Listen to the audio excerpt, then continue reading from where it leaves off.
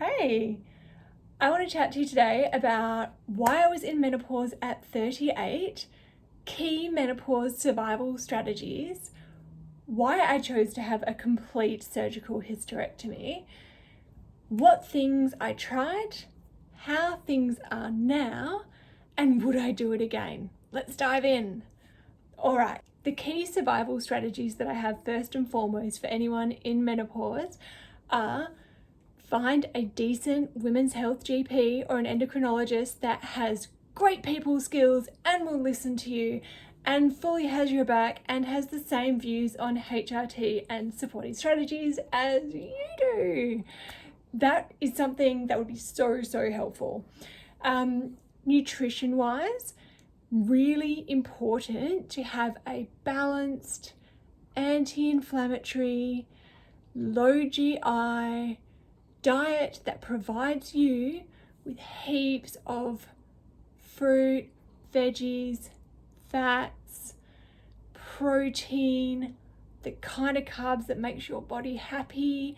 One of the biggest things that I noticed with the menopause was that my blood sugars went nuts and all I wanted to do was stuff my face with chocolate. When you are deep in the menopause, it can be quite hard to deal with all of the symptoms and you want comfort. It's totally understandable, but prioritizing your nutrition in advance is so smart. Weightlifting. We know that when estrogen says goodbye, all of that protective stuff that it's doing, like making our skin really happy, making our bones really strong, and keeping our metabolism like running the way it should do, goes out the window. Completely goes out the window. So getting weightlifting, walking, swimming, like nice soothing exercises, bone building exercises, really savvy to do before or even in any stage of menopause. Just do it. It's a great idea. Know your hormone deficiency symptoms. Now, technically speaking, we should be able to rely on health professionals to do this for us, but they will not. A lot of them. Some, few, delights will do it, but really, if you know, okay, I'm having all of these symptoms and I think it's probably this one thing, because let's just say progesterone, for example, I'm not sleeping, I'm super anxious, I am having crazy headaches, I can't relax at all. That's all progesterone stuff. So like, if you kind of have a bit of an understanding, and there's some cool books out there, I'm going to link them. Write down all of your symptoms and take them to the GP. Do like a comprehensive list over a month and take them to your GP. Hopefully that person will know and they'll be able to help you. Just an FYI, it took me 3 years to get the hormone balance right. And I know all the things. That's why I'm saying get someone who will help you. So understand that you're in for a serious slog. So why I had a complete hysterectomy is because I had, premenstrual dysphoric disorder, chronic pain caused by endometriosis, adenomyosis, cysts on my ovaries, and I was having a fucking shit time from the age of 21 to the age of 38. I'd had 3 endometriosis related surgeries. Every time they told me they got it all, and baby, she came back.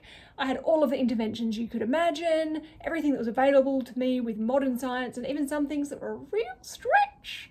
And in the end, I'd fucking had enough, and I wanted to live in a more comfortable body, and I made it happen for myself.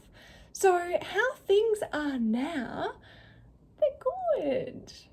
They actually are. I don't have abdo pain all the time, just here and there sometimes, but that's related to some other stuff. I don't have pain that shoots down my legs anymore. Delight. I'm not really very anxious, which is bliss, isn't it? Bliss not to be anxious. Also, my body shape, over the 3 years that I had someone mismanaging my stuff, it changed a lot, probably because of the chocolate cravings. But other than that, like, I really wasn't eating too differently.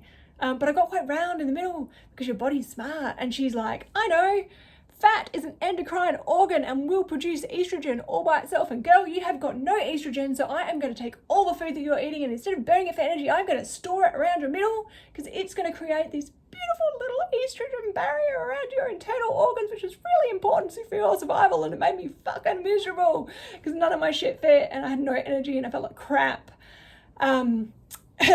Excuse me. So yeah, feeling pretty good. Feeling pretty good now. My body shape, it changed again because it's all happy with the hormones and I'm doing all the things that I tell you to do, so I'm doing them and it's worked and it's really nice. The tricky things should still be discussed. These things are tricky now, and it doesn't matter that I'm on the full complement of hormones that I should be. These things are just now here to stay. So let me tell you a little bit about those because it's a full disclosure, not just happy stories only, right? I've got a hairy face. You can't see it because I groom, but it is a white fluff. It is quite prolific. And when I remove the white fluff, I get the ingrown hairs. So I have to be very on top of my skincare. You might see some glowiness. Yes, thank you for noticing. So yeah, that's the thing. Also more hairy on the legs. Never before did I have a dark thigh hair.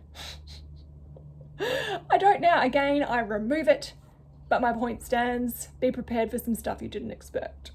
The cost of HRT in Australia is crazy, especially if you need the full complement, which I do. Holy God, it's expensive. Remembering to take the meds, that could be an issue. Would I do it again? Yes, my friends, I would. My quality of life is significantly better. I am no longer having wild mood swings, rage, depression. I'm actually a pretty stable bunny, which all things considered is frankly miraculous. I believe there are some new treatments for endo now. Isn't that fab? I'm so glad. I'm so glad. It may be too late for me. Again, not sorry. Guys, I hope this has been helpful to you. It's been a fun time for me explaining. I did do a Substack. It is under Persistent Beck in Substack. I'm going to put a link which has a bit more detail about all of this stuff. If you want to know the nitty gritty, if you're not like a big picture person, get in amongst it. It's fun. Or if you want to like and subscribe, that would be super cool. We can catch up again later. And otherwise, all of my social media is below, so get involved with that too. You can see all of the things I'm doing. This has been a delight, and I will see you next time. Stay persistent.